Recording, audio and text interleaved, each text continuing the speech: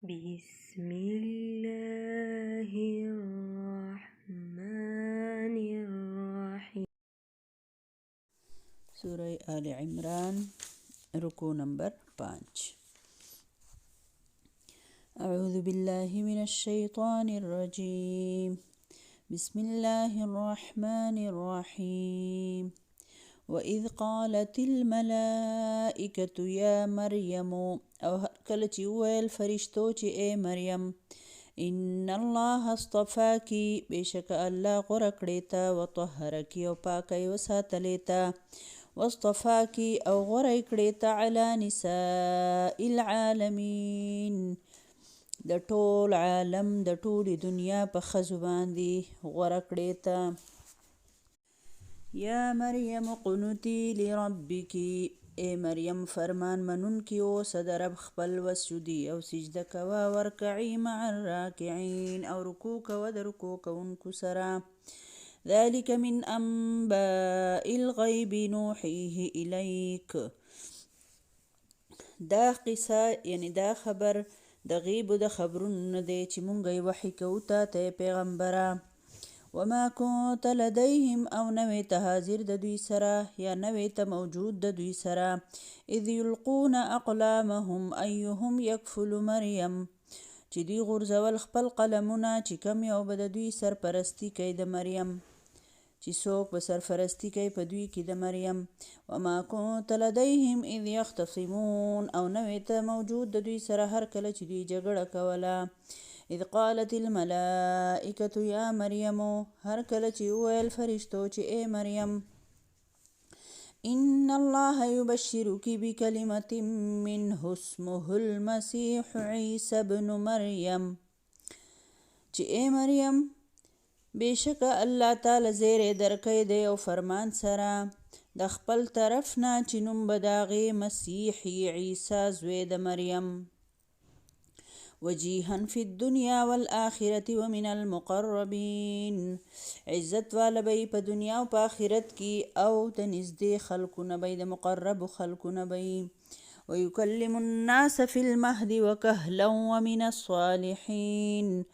او خبرې به کوي د خلکو سره په زانګو کې او په بوډاوالي کې او یې به د صالحانو نه. قالت رب انا یکون لی ولد ولم یمسسنی بشر ویل هغې ای ربه زما څنګه به وشي ما لره اولاد ما لره بچې او نه دی راوړی ما له لاس یو بشر. قال ویل فرشتې کذلک الله یخلق ما یشاء همدغه رنګې الله پاک پیدا کوي هغه چې وغواړي. اذا قضى امرا فانما يقول له كن فيكون هر کله چې فیصله وکړي د یو کار نو بېشکه ووایي دغې کار ته چې اوشه پس وشي هغه. ویعلمه الکتاب والحکمة والتوراة والانجیل او پوهه به ورکړي هغه ته د کتاب او د حکمت او د تورات او د انجیل. ورسولا الى بني اسرائیل او وی به رسول بني اسرائیلو ته انی قد جئتکم بآیة من ربکم بېشکه زه راغلی یم تاسو ته د نښو سره د خپل رب د طرف نه. انی اخلق لکم من الطین کهیئة الطیر بېشکه زه جوړوم تاسو ته د خټې نه په شان د شکل د مارغه. فانفخ فیه پس پوکې به وکم په هغې کې فیکون طیرا باذن الله پس شي به هغه مارغه په حکم د الله سره. وأبرئ الأكمه والأبرص وأحيي الموتى بإذن الله او زه جوړوم پیدایشي ړانده او د برګي مرض والا او ژوندي کوم مړي په حکم د الله سره. د عیسی علیه السلام خپل قوم ته وایي.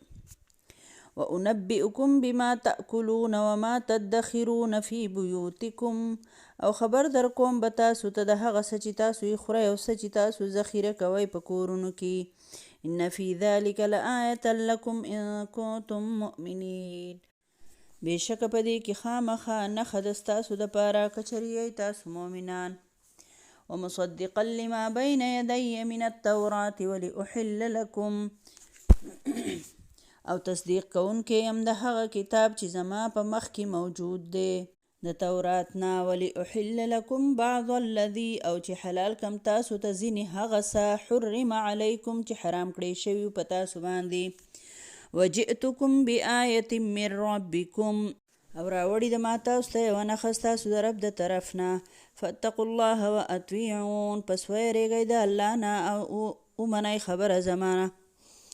ان الله ربي وربكم فاعبدوه بشک الله رب زما دی او رب ستاسو دی پس د هغه بندګي وکئ هذا صراط مستقیم او دا نیغه لاره ده فلما احس عیسی منهم الکفر هر کله چې محسوس کړه عیسی علیه السلام د دوی نه کفر قال من انصاري الى الله نو یې فرمایل چې څوک دي مددګاران زما سره په طرف د الله قال الحواریون نحن انصار الله ویل حواریانو چې موږ مددګاران یو د الله د دین آمنا بالله ایمان راوړی موږ په الله باندې واشهد بأننا مسلمون او ګواشته چې موږ مسلمانان یو ربنا آمنا بما انزلت ای رب زمونږه ومنو موږ هغه فرمان چې تا نازل کړی دی واتبعنا الرسول او پیروي وکړه مونږ د رسول فاکتبنا مع الشاهدین پس ولیکه مونږ د ګواهانو سره ومکر الله او پټ تدبیرونه شروع کړل هغوی او پټ تدبیر وکړو الله والله خیر الماکرین والله بهتره تدبیر کوونکی دی اوس دلته خبره دا ده چې رسول الله صلی الله علیه وسلم فرمایي وای په سړو کې خو ډېر د کمال خلق تیر شوی دی خو په ښځو کې څوک نشته دی سوا د مریم بنت عمران نه او د اسیه چې زوجه یعنی ښځه د فرعون وه بخاري شریف حدیث دی ده نو لکه د دې حالاتو نه چې تاسو قرآن ترجمه تاسو ته یې رکو واورېده چې کله وې فرشتو چې مریم الله ته غوره کړې ته یې پاکه کړې او ته یې د ټول عالم په ښځو باندې تعالی فضیلت ترکو که نه نو دا خبره دا ده چې کله دا په دې دغه کې وه په دې محراب کې په دغې حجره کې په دغې مطلب کمره به ورته ووایو او د الله په عبادت کې به شپه ورځ مصروفه وه نو په دغه وخت کې فرشتې دې سره هم کلامه وې فرشتو به سره خبرې کولې لکه یو خو جبرائیل علیه السلام فرشته په نبي صلی الله علیه وسلم باندې او د هغې په زړه باندې نازلېدل او هغې ته وحي کول هغه خو خپله خبره ده خو کله کله په انساني شکل کې فرشته چې ده نو هغه د انسانانو سره خبرې کوي او هغه د هر نیک بنده سره کیدی شي که نه نو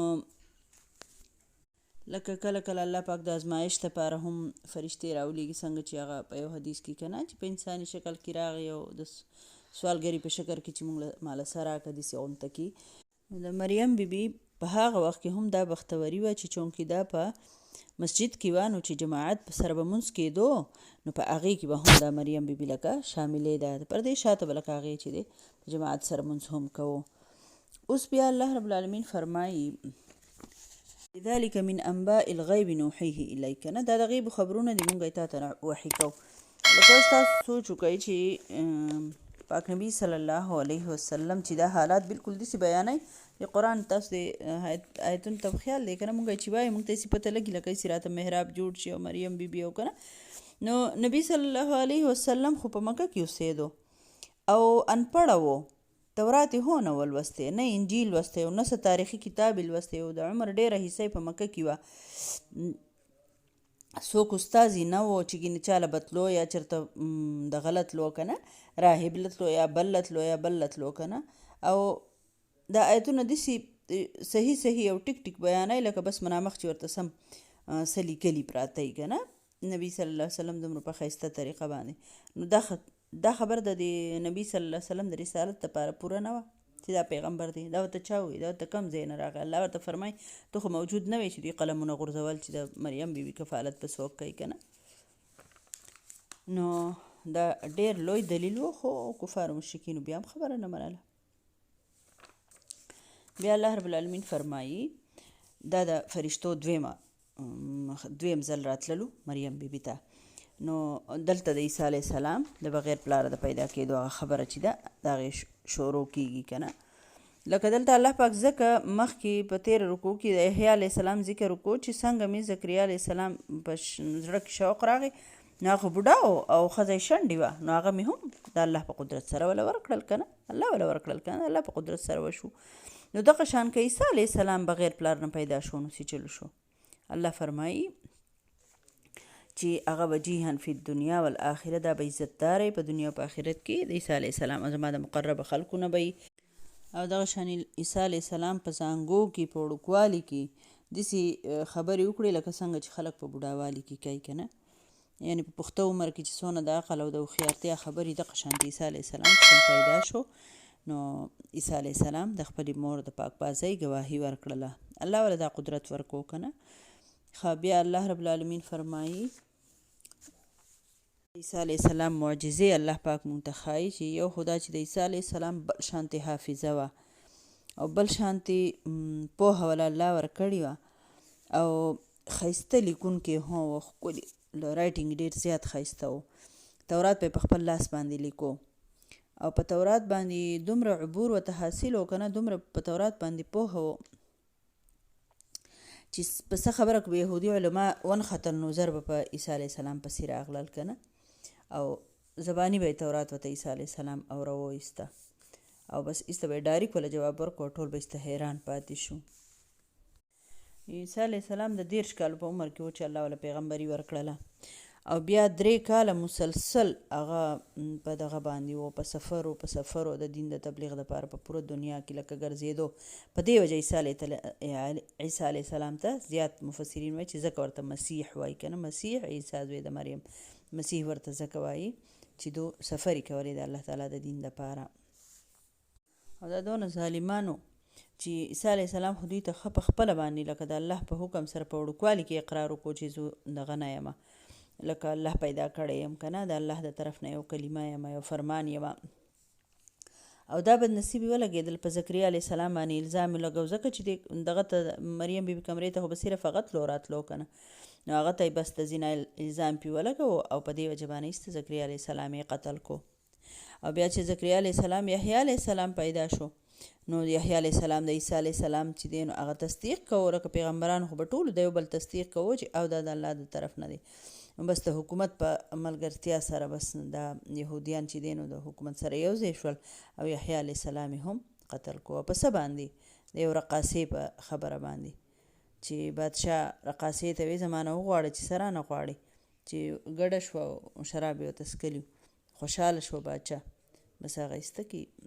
دی بدنصیبو ورته ویې مور او لور وې دوی ورته ویې موږ له د یحیی سر په تلي کې راکړه او هغه دغه وکړه،